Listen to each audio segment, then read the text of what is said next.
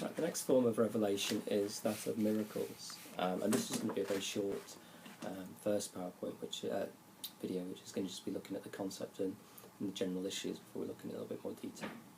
Well, the main issues that you're going to get with miracles are following. Firstly is that of the different concepts, and whether they are coherent, whether they make sense, whether they can actually take place philosophically. The second is to do with the identification of miracles.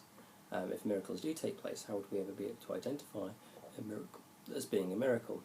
And the third issue is that you often get it linked to the problem of evil.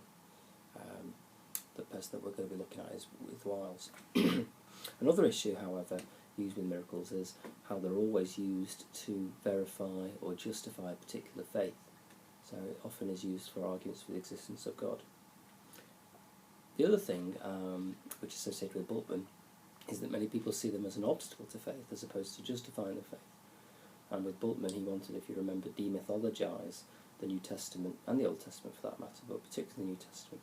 He wanted to strip away what he saw as being unscientific.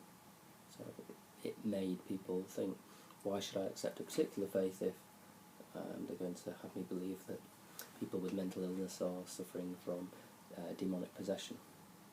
In terms of the concept, the strict definition of a miracle is an act of God, but this is rather vague and really open. So anything could be miraculous, so all religious experiences, if they're acts of God, could obviously be miraculous. So many people then add on to that act of God by saying that it is also something which is out of the ordinary. Then this is also not without its pitfalls. Again, it's very open, and often it leads to what we call the God of gaps fallacy. The idea that anything that we can't explain in the past, we attribute to God. The problem with that is as science gradually starts to explain the unexplicable, or the inexplicable, then we diminish the idea of God. Now, going back to how we can identify miracles, well, firstly, if we're going to say that God is omnipotent, or should also say that one of the other issues with miracles is often linked to the nature of God and all of the different problems that we've already discussed. So get back to the identification of miracles. If God can do the possible, if God could do the impossible, then he obviously must be able to do the possible. If God could do the possible, how could we ever identify what a miracle is? Because God could do anything. God could be performing miracles now which I'm not aware of, but also anything would be miraculous. If God doesn't do the possible, if he just does the impossible, well, then we do limit God. And the second issue with the identification of miracles, how do we ever actually attribute it to God? Something happens, what's the link? Where's the causal link between that event and God?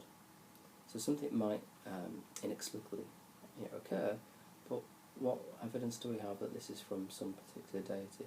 Even if there is some sort of prayer linked in, it doesn't necessarily mean that that being has done that thing.